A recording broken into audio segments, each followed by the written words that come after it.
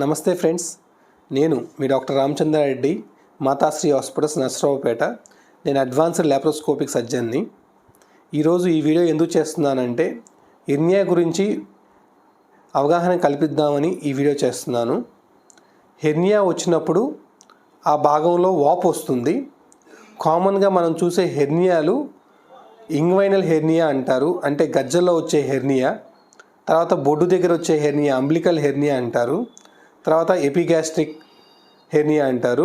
బొడ్డు పై భాగంలో వచ్చే హెర్నియాని epigastric hernia అంటారు.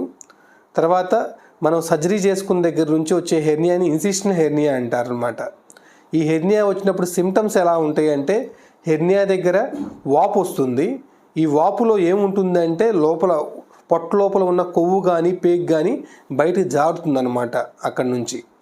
సో ఈ హెర్నియాని డయాగ్నోస్ చేయడానికి జనరల్గా సర్జన్ ఎవరైతే చూస్తారో వాళ్ళు క్లినికల్గా డయాగ్నోస్ చేస్తారనమాట అది హెర్నియా అని. దాంతోపాటు కన్ఫర్మేషన్ కోసం అల్ట్రాసౌండ్ స్కాన్ చేస్తారు. సిటీ స్కానింగ్ అందరికీ అవసరం లేదండి.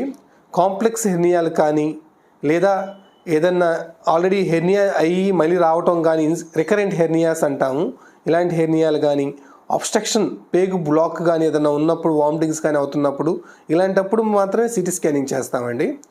ఈ హెర్నియాకి మందులతో తగ్గదు, కంపల్సరీ సర్జరీ చేయాల్సిందే. సర్జరీ ఓపెన్ టెక్నిక్లో చేయొచ్చు, లాప్రోస్కోపీలో చేయొచ్చు.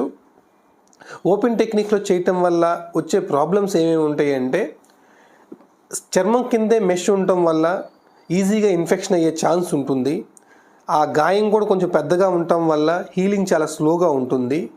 దాంతోపాటు రికరెన్స్ ఛాన్స్ కూడా ఓపెన్ టెక్నిక్లో ఎక్కువ ఛాన్స్ ఉంటుంది లాప్రోస్కోపీతో పోల్చుకుంటే. లాప్రోస్కోపీలోనే చూసుకుంటే 2 విధాలుగా సర్జరీ చేస్తాము. ఒకటి ఇంట్రాపెరిటోనియల్ మెష్ అంటాం అన్నమాట, ఇంకోటి రెట్రోరెక్టస్ మెష్ అంటాం. మనం లేయర్స్ ఆఫ్ ద పొట్ట చూసుకుంటే, అబ్డామిన్ చూసుకుంటే మనకు ముందు చర్మం ఉంటుంది, తర్వాత కొవ్వు ఉంటుంది, తర్వాత ఒక ఫైబ్రస్ లేయర్ ఉంటుంది, తర్వాత మజిల్స్ ఉంటాయి, తర్వాత పెరిటోనియం ఉంటుంది. ఈ పెరిటోనియంకి పేగులకి మధ్యలో పెట్టే మెష్ని ఇంట్రాపెరిటోనియల్ మెష్ అంటాం.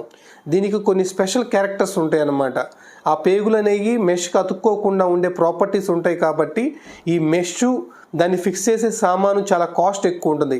ఈ సామాను ఆల్మోస్ట్ మనకి నియర్లీ ఒక 70,000 to 80,000 కాస్ట్ ఉంటుంది అనమాట, మంచి బ్రాండెడ్ మెష్.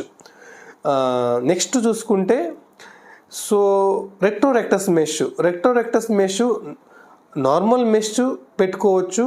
ఈ స్పెషల్ క్వాలిటీస్ ఉండాల్సిన అవసరం లేదు.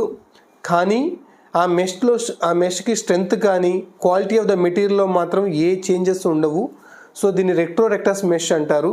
ఈ రెట్రోరెక్టస్ మెష్ని ఈటెప్ టెక్నిక్ ద్వారా కానీ, టార్మ్ ద్వారా కానీ అప్రోచ్ అవుతాము, టీఏపీపీ టెక్నిక్ ద్వారా కానీ అప్రోచ్ అవుతాము.